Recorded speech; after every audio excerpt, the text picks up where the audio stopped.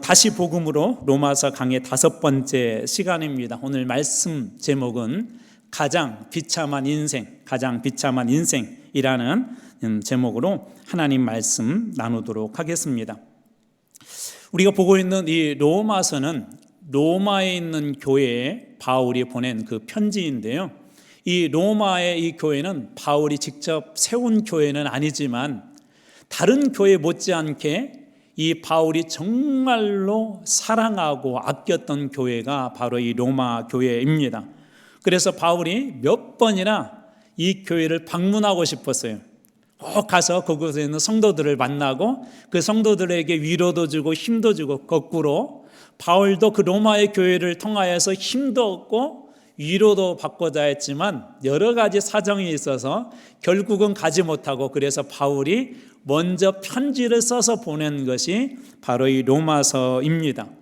이 로마서를 쓰게 된 바울의 중요한 바람이 있었는데요. 로마서 1장 15절입니다. 그러므로 나는 할 수 있는 대로 로마에 있는 너희에게도 복음 전하기를 원하노라. 제가 그 첫 시간에 이 말씀을 들으면서 그런 얘기를 했어요. 복음이 필요한 것은 교회 밖에도 필요하지만 교회 안에도 필요합니다. 교회 안에도.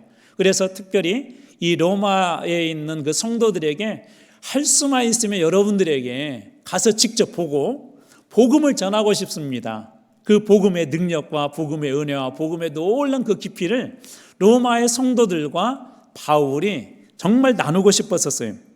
그가 전하고 싶었던 그 복음은 무엇이었을까요? 1장 16절입니다. 내가 복음을 부끄러워하지 아니하노니 이 복음은 모든 믿는 자에게 구원을 주시는 하나님의 능력이 됨이라. 먼저는 유대인에게요 헬라인에게로다. 여기 보면 복음이 무엇인지를 우리들에게 잘 설명하고 있는, 첫 번째로 모든이라는 말에서 알 수 있듯이 이 복음은 누구에게나 다 열려 있다는 것을 알 수가 있고요.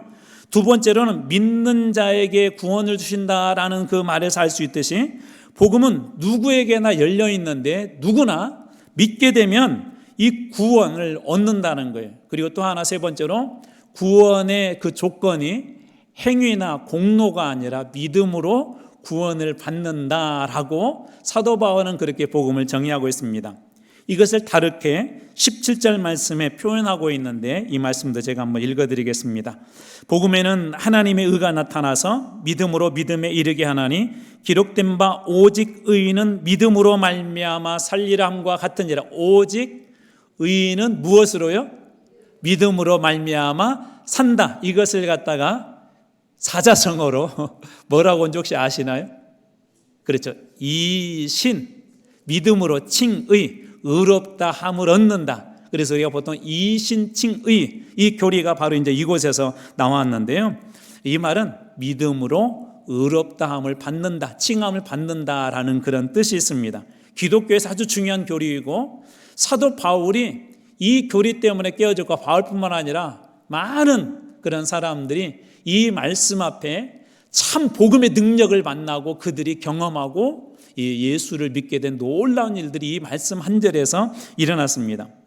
자, 이렇게 하나님께서 모든 사람에게 구원 얻을 수 있는 길을 열어주고 그냥 믿기만 하면 구원 얻을 수 있는 길을 열어주셨는데, 문제는 이 놀라운 하나님의 은혜를 많은 사람들이 거부했다는 거예요. 구원받지 못한 사람들에게 성경은 분명히 이 구원이 없는 사람, 복음이 없는 사람들에게는 지옥이라는 심판이 기다리고 있다고 이야기하는데, 그런데도 사람들이 거부를 합니다. 거부. 근데 문제는 이제 이 사람들이 나중에 죽고 나서 하나님 이제 말씀하시는 거예요. 죽고 나서 하나님 앞에 딱 갔는데 어떤 사람이 그럴 수도 있을까요?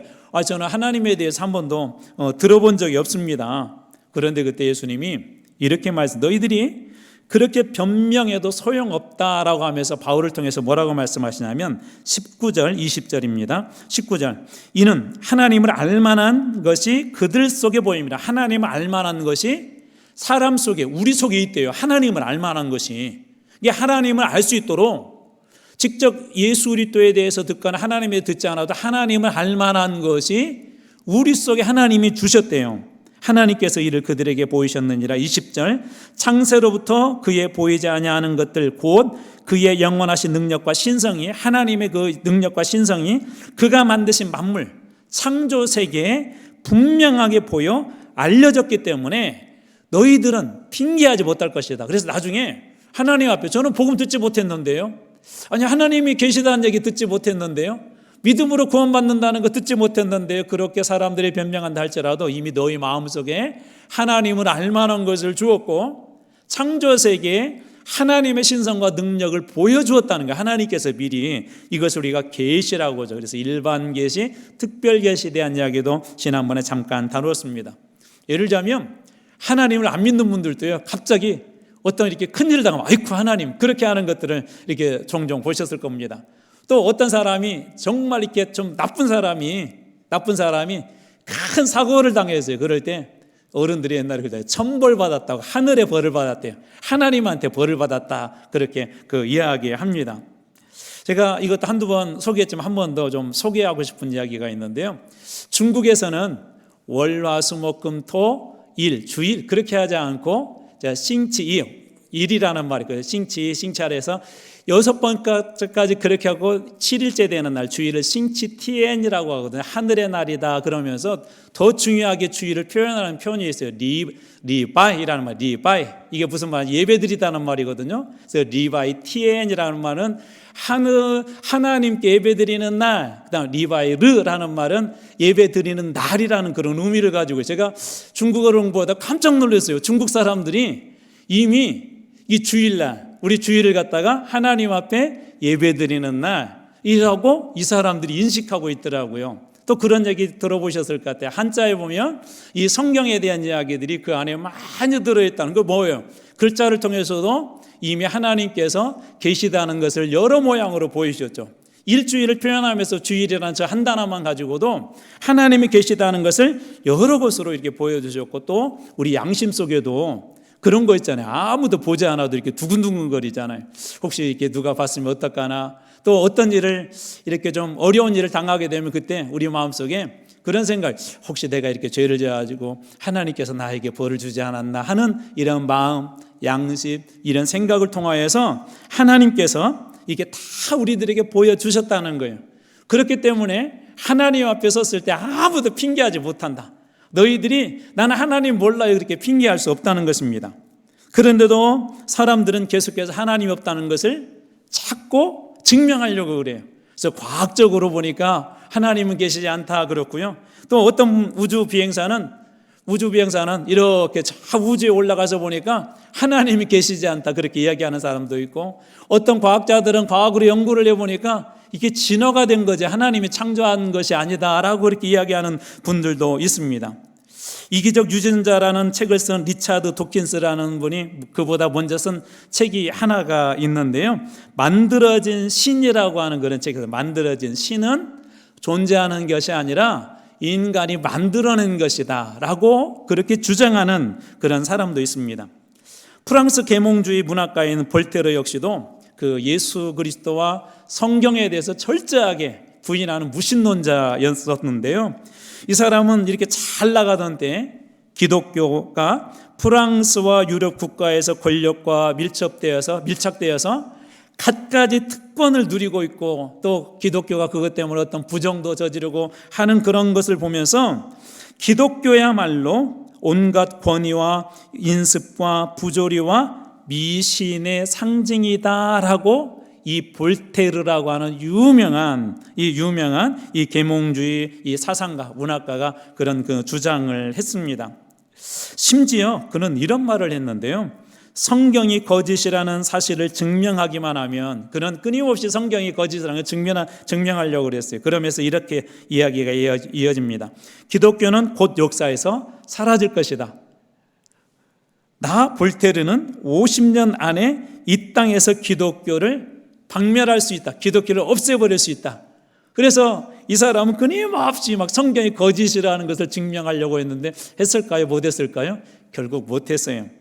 오히려 그는 정작 자신의 죽음 앞에서 마지막 순간에 정말 비참하게 비굴하게 죽었대요. 볼테르의 임종을 지켰던 의사는 그의 최후 모습을 이렇게 증언했습니다. 볼테르는 임종을 맞을 준비가 전혀 안 되었습니다. 두려움과 공포 속에서 그는 이렇게 울부짖었죠. 의사 선생님, 만약 6개월만 내 생명을 연장시켜 주신다면 나의 전 재산을 주겠습니다. 오, 나는 지옥으로 떨어지는구나. 나는 태어나지 말았어야 했습니다. 자기 죽음 앞에서 그렇게 고백을 했대요. 그렇게 기독교가, 성경이 예수 그리스도가 가짜고 거짓이고 없다고, 신이 없다고 그렇게 주장했던 그 사람이 막상 죽음 앞에서는 자기 자신의 그 비참함을 깨닫고 나는 지옥으로 떨어지는구나. 차라리 태어나지 않았더라면 이런 비참한 상황을 맞이하지 않았을 텐데 라고 그렇게 절망했다는 거예요. 볼테르를 간호했던 간호사도 그의 죽음을 지켜보면서 이렇게 이야기를 했대요. 아무리 많은 돈을 준다 해도 그런 끔찍한 죽음을 지켜보고 싶지 않습니다. 이게 죽는 게 아니라 지켜보는 것조차도 많은 돈을 준다 할지라도 지켜보기 힘들 만큼 볼테르의 마지막 죽음의 그 순간은 참으로 비참했다는 것이에요. 왜 인간은 이처럼 죽음 앞에서 두려운 걸까요? 바로 하나님의 심판 때문에 그래요.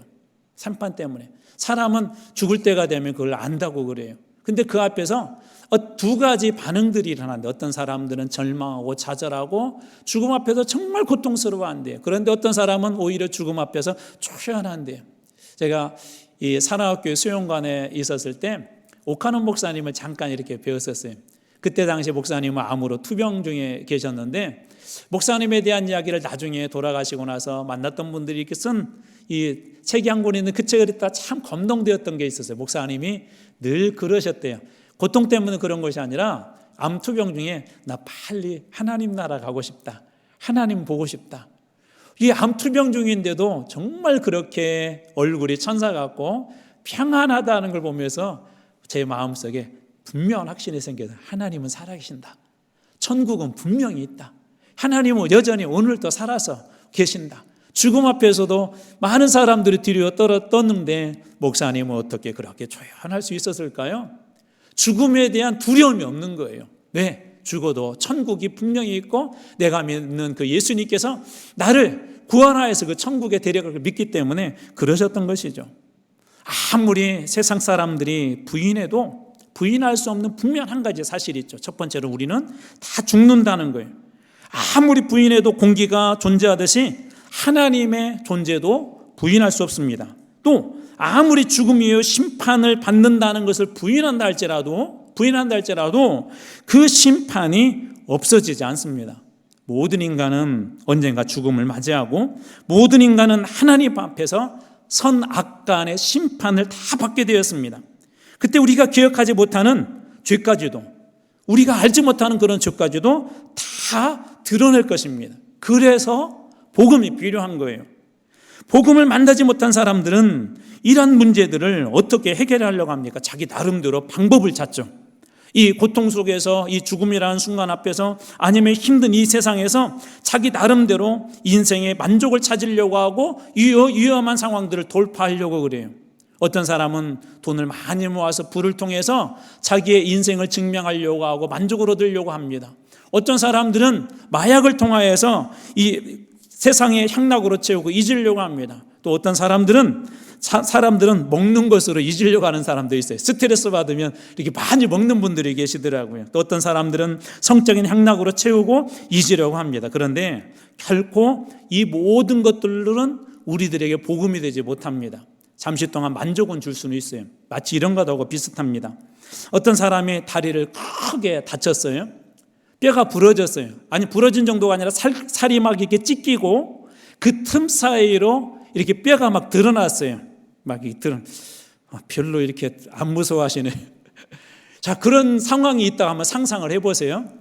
아프면 가장 첫 번째 병원에 가면 일단 막 진통제 주잖아요. 그래서 이렇게 진통제를 이렇게 놓았는데 이 아픔이 이렇게 순식간에 이렇게 사라졌어요. 그러자 이제 의사 선생님이 이게 당신을 수술해야 합니다. 여기를 갖다가 소독도 해야 되고 부러진 다리도 이게 봉합을 이게 뼈도 잘 맞춰야 되고 여기저기 또 깨진 뼈들도 이게 잘 맞춰야 되고 또 여기 꿰매어서 잘 해야 그리고 오랫동안 입원을 당신 나을 수 있습니다. 그렇게 이야기를 하는데 그때 이 사람이 아니에요, 진통제 맞으니까 하나도 안 아픈데요 뭐. 괜찮아요 라고 이 사람이 예를 들어서 그렇게 주장했다고 한번 상상을 해보세요. 그런 바보는 없으시죠 여기에. 진통제 맞고 안 아프니까 괜찮다고 하는 그런 바보는 안 계시잖아요. 그런데 조금 있다가 또 아프니까 진통제를 놔주세요. 아니, 당신 빨리 수술해야 된다니까요. 수술해야 나중에 좀 시간이 걸리고 고통스럽지만 수술을 해야 깨끗하게 나와서 예전처럼 건강하게 걸을 수 있습니다 라고 얘기하는데, 이번에도 이 사람이 끝까지 이야기를 하는 거예요. 아니라고. 진통제 맞아보니까 하나도 안 아프다고. 진통제는 어떤 효과가 있죠? 일시적인 효과가 있지만 완전하게 고치지는 못합니다. 세상에서 주는 쾌락과 향락이 마치 우리를 천국에 있는 것처럼 그렇게 잠시 동안은 만들어줄 수는 있어요. 그러나 그것이 우리에게 완전한 그런 복음은 결코 될 수 없습니다. 만약에 이런 환자가 있다면 계속해서 그렇게 주장한다면 의사는 어쩔 수 없이, 문 고치는 게 의사의 사명이지만 어쩔 수 없이 의사는 그를 포기할지 모릅니다. 문제는 뭐죠? 시간이 지나게 되면 이 진통제의 힘으로 결코 고칠 수 없기 때문에 살이 썩어 들어갈 수도 있고 다시는 뼈를 제자리에 맞출 수도 없고 결국은 그것 때문에 큰 목숨의 위협까지도 어쩌면 받을지도 모릅니다. 바로 이것이 뭐냐면 우리 인간의 비참함이에요. 복음이라는 것은 우리를 완벽하게 고칠 수 있는 하나님이 주신 특별한 은혜인데, 복음을 거부하고 예수를 거부한 사람들에게는 잠시 동안 아까 그런 방법을 통해서 내 인생이 행복한 것처럼 보일 수도 있고 내가 정말 이 천국을 사는 것처럼 그렇게 즐거워 보일 수도 있지만, 그러나 그런 것을 끝까지 쫓아가는 인생들에게 하나님이 주신 가장 큰 비참한 형벌이 뭐냐면 하나님께서 내버려 두는 거예요. 그러면 네가 그렇게 결정했으니 한번 그렇게 살아봐라 라고 한다는 것이죠. 오늘 말씀은 바로 거기에서 시작합니다. 오늘 1장 24절입니다. 그러므로 하나님께서 그들의 마음을 정욕대로 더러움에 내버려 두사 그들의 몸을 서로 욕되게 하셨으니, 여기 정욕이라는 말을 이렇게 바꿔보면 말씀을 좀 더 쉽게 이해할 수 있을 것 같아요. 음욕 혹은 음란, 마음의 음욕과 음란, 그것 때문에 더러움 속에 너희를 버려둘 것이고 그들의 몸을 서로 욕되게 하였느니라. 이것은 이런 거예요. 남편을 두고 다른 남자를 좋아하는 것, 아내를 두고 다른 여인을 좋아하는 것. 그런데 정확하게는 남녀 간의 문제를 말하는 것이 아니라 앞에 23절과 뒤에 25절을 보면 이것이 사람 간의 문제가 아니라 하나님과 우리 자신의 관계인 것을 볼 수가 있습니다. 25절 말씀 보겠습니다. 자, 이는 앞에 얘기하는 거예요. 마음의 정욕대로 더러움에 내버려 두셨다. 자, 이는 그들이 하나님의 진리를 거짓으로 받고 피조물보다 조물주를 더 경배하고, 이게 뭐죠? 우상 숭배를 얘기하는 것입니다. 경배하고 섬김이라 예배함이라 주는 곧 영원히 찬송할 이시로다. 하나님만이 영원히 찬송받으실 이인데 우상을 더 예배하고 한다는 거예요. 우리 구약에서 하나님께서 이스라엘 백성들을 음란하다 그럴 때 거기에서 남녀 간의 육체적인 문제보다는 대개 우상의 문제를 얘기할 때 이스라엘 백성들은 음란하다 그렇게 이야기합니다. 그래서 마음의 정욕이라는 것은 마음의 음란, 이것을 다른 말로 하자면 우상 숭배를 이야기하는 거예요. 하나님과 우리 사이를 성경은 종종 이렇게 표현하죠. 신랑과 신부, 우리는 거룩한 신부다 그렇게 이야기합니다. 그러면 거룩한 신부를 우리는 하나님 앞에 누구만 예배해야 되죠? 하나님만이 예배해야 되죠. 하나님만이 우리들에게 가장 귀한 분이 돼야 되죠.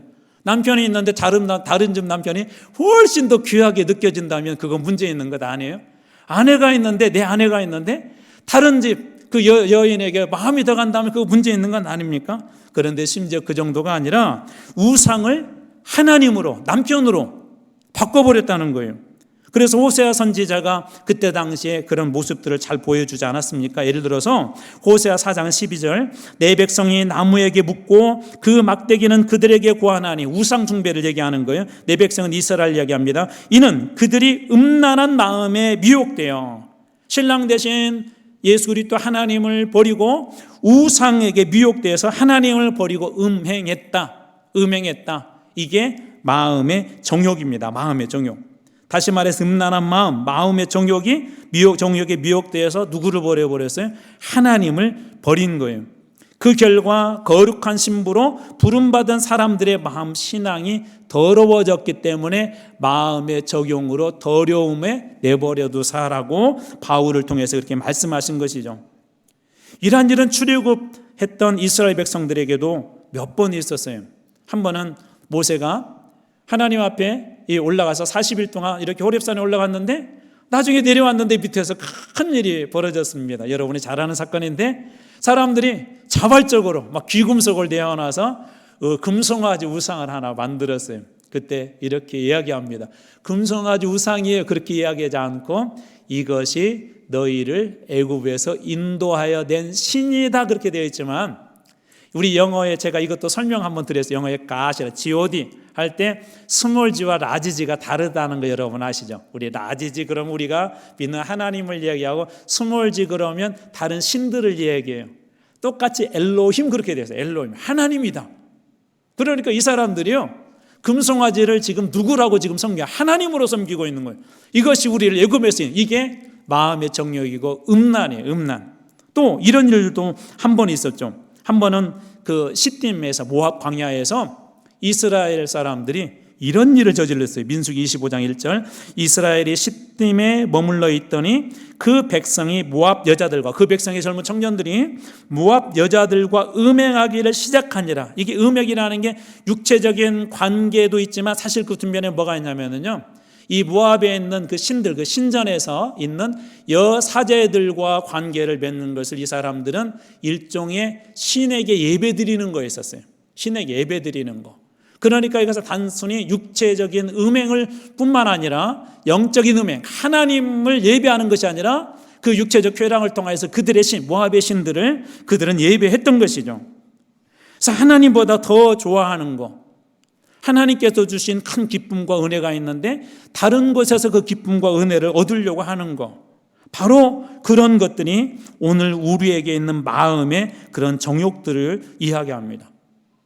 어떤 분들 이렇게 보면은 물론 이제 교회 다니는 사람들은 거의 그런 분은 없지만 일반 세상 분들 중에는 힘들고 어려우면 그것을 이렇게 이겨낸 분들이 계세요. 이게 술에 팍 취해가지고 그리고 한숨 자고 나면 이렇게 괜찮대요. 이런 것들도 우리가 하나님 앞에 이런 문제들을 하나님 앞에서 해결하지 않고 그런 방법으로 먼저 해결하려고 한다면 그건 역시도 마음의 정욕입니다. 또 어떤 분들은 영화 한 편이 위로가 되기도 하고 어떤 분들은 마약이 위로가 되기도 하죠. 여러분들은 무엇으로 이렇게 즐겁게 하세요? 그러면 우리들에게는 이런 마음의 정욕 우상들이 없을까요? 있어요. 요즘 우리 도파민이라는 말 많이 들어보셨잖아요. 이게 쾌락을 일으키는, 이게 꼭 나쁜 것은 아닌데 요즘에 우리 젊은 친구들, 저도 극도로 경계하는 것 중에 하나가 있는데 여기 우리 자녀들, 어린 자녀들 키우신 분들 그 너튜브 같은데 뭐 숏폼이라고 짧은 영상들 있잖아요. 그거 절대적으로 안 좋습니다. 진짜 그것은 우리의 신앙도 망가뜨리고요, 우리의 정신도, 우리의 모든 구조들을 다 망가뜨리는. 옛날에는 이런 도파민이 나오려고 하면 오랜 시간, 예를 들어서 농사꾼이 농사를 이렇게 짓는데 오랜 시간을 걸쳐서 가을에 추수할 때 그 지연된 도파민을 통해서 어떤 쾌락을 느끼는데요, 이 숏폼은 눈 깜짝할 사이에 이 도파민이 나오게 한대요. 이 사람들은 그 빠른 거에 중독돼서 자꾸 보는 거예요. 그래서 어떤 친구는 3시간, 4시간, 5시간을 봤는데도 시간 가는 줄 모르고 그걸 봤대요. 저하고 눈 안 맞으신 분들은, 그런 분들이 여기는 안 계시네, 다행히. 그래서 정말 여러분들도 있잖아요. 그거 끊으세요. 끊으세요. 예, 우리 유튜브나 너튜브나 그런 데 보면 이런 것들이 다 우리에게 좋은 게 아니라 정말 그렇지 못한 것들이 정말 많아요. 이런 것들도 우리에게 마음의 정욕이 될 수 있습니다. 그래서 이것에 대해서 명확하게 지적한 분이 계세요. 거짓 신들의 전쟁이라고 하는 카일 아이들먼이라는 분이 쓴 그 책이 있는데요, 그는 그의 책에서 우리도 모르는 사이에 마음의 정욕을 일으키는 우상들이 우리 속에 가까이 들어왔다라고 이야기하면서 그 내용 중에 여러분들이 이해할 만한 내용 하나를 제가 소개할게요. 자, 우리가 돈을 안도감의 원천으로 삼고 의지할 때 돈은 우리의 우상, 신이 된다. 왜냐하면 우리가 돈에 소망을 두고 의지하기 때문입니다. 그럴 때 우리는 기도하지 않게 된다. 왜냐하면 모든 필요를 충족시키는 충분한 돈을 가지고 있기 때문이다. 여러분 한번 스스로 한번 답변해 보세요. 안도감의 원천이 여러분들에게는 돈이세요? 아니면 하나님께서 지금 우리와 함께 계시다는 그 사실이세요? 돈 때문에 어느 누구나 다 걱정할 수 있고, 건강 때문에 걱정할 수가 있고, 자, 그런데 이 카일 아이들만은 뭐라고 얘기하냐면, 만약에 그런 상황에서 돈이 더 큰 안도감을 준다면 그것이 마음의 정욕이고 우상이래요. 하나님보다 우리가 더 사랑하는 것이래요. 사실 많은 영적인 문제들, 우리 그리스도인들의 문제는 여기에 있습니다. 우리는 어떻게 보면 속고 있는 거예요. 내가 하나님을 잘 믿는다, 하나님을 잘 섬긴다고 하고 있는데 정작 우리 삶 속에서는 내 지혜가 더 중요하고, 그 다음에 내가 가지고 있는 생각이 더 중요하고, 돈이 더 중요하기도 하죠. 어떤 분들은 나 자신을, 내 생각과 내 계획을 우상으로 삼는 분이 계세요. 목회자 프로페트 자이를 이번 주에도 어제 저녁에 이렇게 목사님들하고 나누면서 한 교회 목사님이 이런 얘기를 주셨어요. 교회를 떠난 지 한 6개월 된 집사님 한 분을 만났대요. 그 교회는 개척교회예요. 그 집사님을 이렇게 만났는데 그 집사님이 만나자마자 목사님께 이렇게 얘기를 했답니다. 요양보호사신데, 목사님, 제가 교회를 떠나서 6개월 동안 요양보호사로서 정말 열심히 일을 했는데요. 일을 하면서 분명하게 깨달은 게 있어요.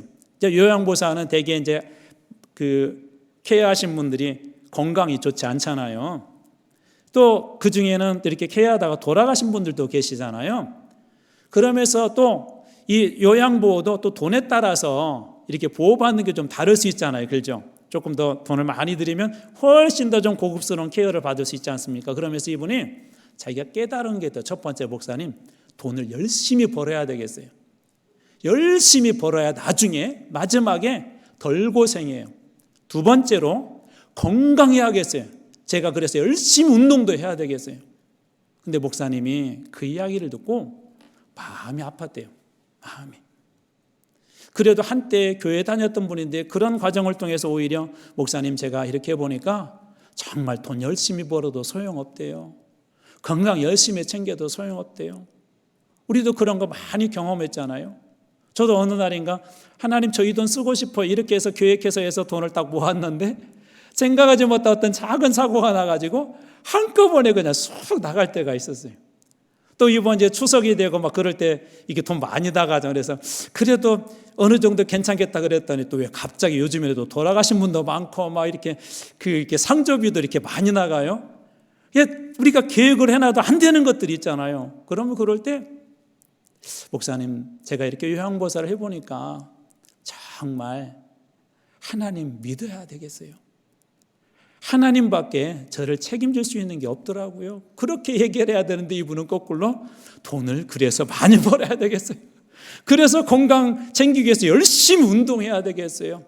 그 이야기를 한다는 얘기하면서 이분의 마음이 참 아팠대요. 이게 뭐예요? 마음의 정욕? 우상 아닙니까?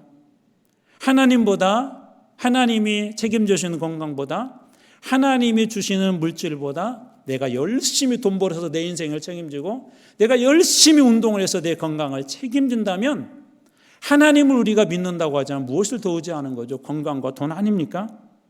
그것은 결코 다시 이야기하지만 복음이 될 수 없습니다. 물론 건강한 게 우리에게 축복이에요. 물론 돈이 많은 게 다른 사람보다 많은 게 그래도 괜찮습니다. 그러나 그것은 복음이 절대 될 수 없습니다. 복음은 오직 예수 그리스도 한 분밖에 없습니다. 우리는 이 사실을 결코 잊으면 안, 어떤 상황에서도 내 인생의 복음은 오직 예수 그리스도 한 분이에요. 그런데도 끝까지 복음을 거부하게 되면 어떻게 되는 거예요? 하나님께서 오늘 26절 말씀도 그렇게 이야기합니다. 이 때문에 하나님께서 그들을 부끄러운 욕심에 내버려 두셨으니, 부끄러운 욕심에 내버려 두셨으니 곧 그들의 여자들도 순리대로 쓸 것을 받고 영리로 쓰며, 27절, 그와 같이 남자들도 순리대로 여자 쓰기를 버리고 서로를 향하여 음욕이 부릴 듯하며 남자가 남자와 더불어 부끄러운 일을 행하여 그들의 그릇 때문에 상당한 보응을 그들 자신이 받았느니라. 부끄러운 욕심이 뭘까요? 순리대로 쓸 걸 하나님이 만들어주신 질서를 지키지 아니하고 영리로 바꿨다. 쉽게 얘기하자면 여기는 앞에 부분은 좀 영적인 부분이라면 오늘 이것은 우리 교회 안에 요즘 앞으로 이것도 많이 핫 이슈가 될 터인데 동성애에 대해서 하나님께서 명확하게 이야기를 합니다. 동성애 여러 가지 이야기들이 있지만 그 중에 하나는 뭐냐면 아까 도파민 얘기했잖아요. 인간은 더 큰 쾌락을 추구해요. 이게 어떤 짜릿한 맛을 느끼면 그것보다 더 높은 것을 사람들은 자꾸 요구하게 되어 있습니다. 남녀 간의 관계에서 얻지 못하는 그 이상을 더 얻기 위해서 남자가 남자, 그게 영리예요. 여자가 여자를 좋아하는 거, 함께 잠자를 하는 거, 그것을 순리대로 쓸 것을 영리로 바꾼 것이 이것은 뭐죠? 하나님의 창조의 질서를 갖다가 그것을 거스르는 거죠. 그래서 성경은 분명하게 동성애에 대해서 이렇게 이야기, 앞으로 교회에 대해서 세상이 물을 것입니다. 아니, 법이 정해놓고 이 동성애에 대한 문제를 교회를 향해서 지탄할 것입니다. 우리 코로나 때처럼. 그런데 성경은 분명하게, 예를 들자면 레위기 18장 22절, 너는 여자와 동침함같이 남자들에게 해야 하는 것, 너는 여자와 동침함같이 남자와 동침하지 말라. 이는 가증한 일이다. 하나님 앞에 가증한 일이래요. 레위기 20장 13절 말씀, 누구든지 여인과 동침하든 남자와 동침하면 둘 다 가증한 일을 행함인즉 반드시 죽일지니 하나님은 죽여래요. 자기의 피가 자기에게로 돌아가리라. 여기서 하나는 주의하셔야 돼요. 뭘 주의하셔야 되냐면 동성애의 죄만 큰 건 하시냐, 다른 것도 똑같은 죄들이에요. 우리가 죄 지은 것들. 그래서 이분들을 우리가 교회가 용납하고 포용하고 이분들이 잘 회복될 수 있도록 돕는 것은 교회가 결코 포기해서는 안 됩니다. 왜냐하면 이분들은 또 다른 형태의 하나님 앞에 죄인인 거, 우리도 죄인이었던 것처럼. 그러나 그리스도인 된 우리들이 이 동성애에 빠지려고 하고 빠지는 것은 그것은 죄예요. 성경은 분명히 그렇게 이야기합니다. 앞으로 이제 이런 얘기하게 되면 우리 한국에서 벌금을 내야 될 수도 있고, 벌써 미국 어떤 곳에서는요 붙잡혀 갑니다. 그것을 합법화시켜요. 남자와 여자 이제 성이 없어요. 옛날에는 성 그렇게 얘기했었지만 요즘은 젠더라고 하잖아요. 젠더. 이미 그게 다 무너져 버렸어요. 근데 성경은 분명하게 이것을 부끄러운 욕심이다 그렇게. 저 인간의 더 큰 쾌락을 위해서 남자가 남자를 사랑하고 여자가 여자를 사랑하는 거, 그것을 성경은 분명하게 부끄러운 욕심이다라고 그렇게 이야기해요. 이런 사람 어떻게 했다고요? 내버려뒀대요. 내버려뒀대요. 하박국은 뭐라고 이야기합니까? 물질이나 그 다음에 남녀 간의 관계에서는 그런 쾌락도 우리들에게 즐거움을 주고 기쁨을 주지만 하박국은 이렇게 이야기하죠. 없을지라도 난 여호와로 인하여 즐거워할 것입니다. 주님이 계시기 때문에, 그 주님 때문에 나는 즐거워할 것입니다. 여러분, 참된 기쁨은 우리 주님으로부터 오는 것을 믿으시기 바랍니다. 저는 우리 세상에 쾌락도 필요해요. 물질이 필요한 것처럼. 그러나 진짜 즐거움, 예수 믿는 즐거움들이 여러분들의 있기를 주님의 이름으로 축원합니다. 예배 드리는 이 즐거움이 여러분들이 회복되기를 주님의 이름으로 축원합니다. 찬송 중에 우리와 함께 계시며 우리를 위로해 주시고 이렇게 세워주시는 그 하나님의 찬송의 즐거움과 기쁨들을 여러분들이 다 회복하시길 주님의 이름으로 축원합니다. 우리 찬송 중에 그런 찬송, 주 예수의 충만한 은혜 내 영혼에 부으소서. 주 예수만 나의 힘되고 내 만족함 됩니다. 주 예수만 나의 힘되고 주 예수만 나의 만족함 됩니다. 이런 은혜가 여러분 모두에게 있기를 주님 이름으로 축원합니다. 저는 우리 아이들에게 정말 그런 신앙을 가르쳐주고 싶어요. 얘들아, 세상에 가면 즐거운 거 정말 많이 있고 세상 사람들은 성공을 자랑스럽게 여기지만 예수 믿는 것만큼 세상에 즐거운 것은 없고 예수 믿는 것만큼 인생에 가장 큰 성공은 없단다 라는 그런 거 정말 가르쳐주고 싶어요. 아니, 여러분들이 그런 분 되었으면 좋겠어요. 철도왕 해리슨이라는 분이 미국이 어려울 때 철도 산업을 일으키고 미국의 경제를 살렸거든요. 이분이 돌아가시면서 자식들을 모아놓고 이렇게 얘기했대요. 내 인생은 실패한 인생이다. 아버지 무슨 얘기세요? 아버지는 미국을 살렸어요. 미국 경제를 살렸어요. 그런데 이분이 아이들에게 마지막 유언처럼 한 얘기가 뭐였냐면 예수님 없는 내 인생은 실패한 인생이었다.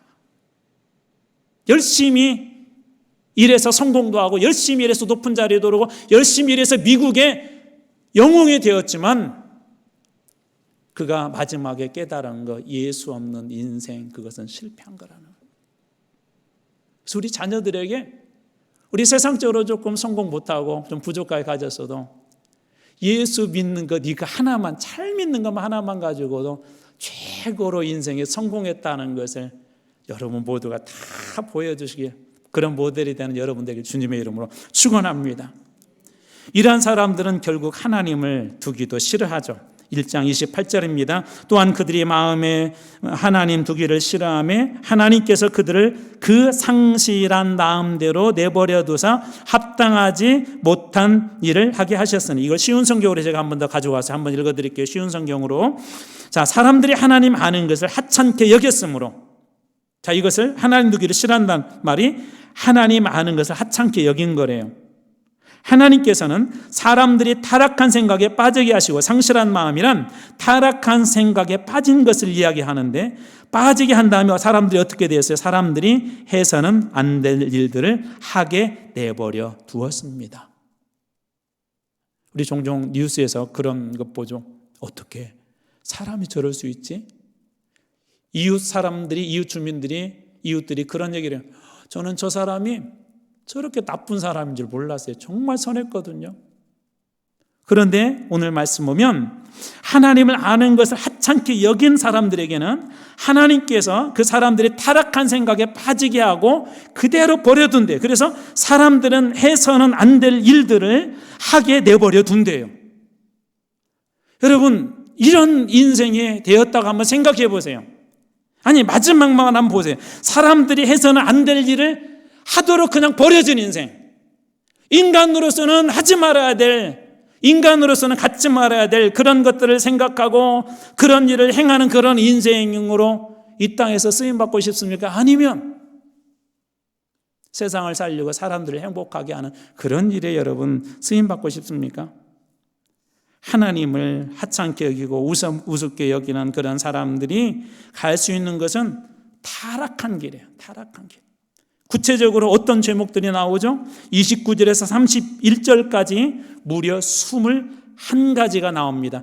여기도 이야기할 일이 많지만, 할 이야기가 많지만 그냥 하나씩 제가 또박또박 읽어볼게요. 자, 곧 불의, 추악, 탐욕, 악의 가득한 자요, 시기, 살인, 분쟁, 사기, 악독이 가득한 자요, 수군수군하는 자요, 비방하는 자요, 하나님께서 미워하는 자요, 능욕하는 자요, 교만한 자요, 자랑하는 자요, 악을 도모하는 자요, 부모를 거역하는 자요, 우매한 자요, 배약하는 자요, 무정한 자요, 무자비한 자라.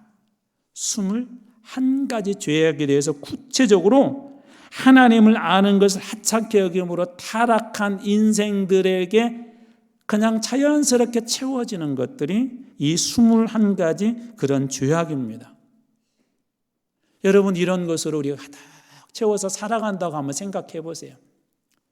가끔 세상에 이런 일이 같은데 보면 좋은 집인데 연세 드신 분이 그 집안에다 막 쓰레기를 채워놓고 밥도 몇 날 며칠이 지났는지도 모르고 막 김치도 몇 날 며칠이 지나가지고 막 이렇게 곰팡이 나고, 근데 그것을 막 쌓아놓고 그건 드시는 분들이 계세요. 좋은 집인데 쓰레기 가득 그곳에 놓고, 아무리 겉으로 볼 때 좋은 집 사는데 그 안에 그런 거 가지고 있는 여러분 인생이 어떻게 보입니까?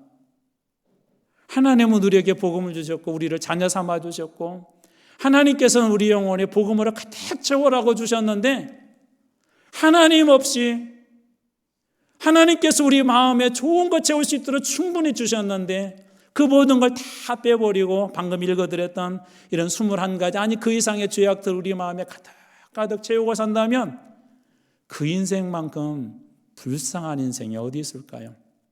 그런데 여러분, 이 21가지 죄악들을 하나하나 살펴보면 그 중에 최소한 1가지, 2가지는 우리들도 가지고 있는 거예요. 왜 그럴까? 정말 하나님을 우리가 알고 복음의 능력을 한다면 그것은 가질 수도 없고 그걸 가져서도 안 되는 것들입니다. 어느 순간 우리 자신이 주인이 되고 우리 생각이 앞장서고 하나님의 말씀과 은혜는 다 빼버리고 복음으로 받았던 그 은혜들은 다 숨겨놓고 이런 것으로 가득 채워 산다면 하나님이 주신 그 큰 사랑과 그 은혜와 하나님께서 우리를 그 십자가에서 구원하신 정말 놀라운 축복된 그런 존재들이 이 악한 곳으로 채우고 산다면 그것만큼 비참한 인생이 어디에 있을까요? 오늘 주님은 32절에 이렇게 경고합니다.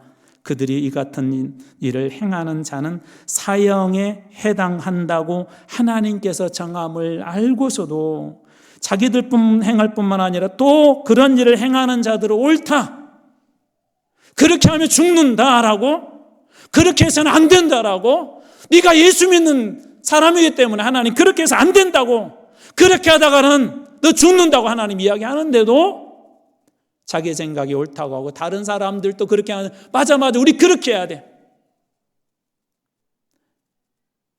여러분, 만약 교회가 이렇게 굴러간다면 그 교회가 어떻게 제대로 세워질 수 있을까요?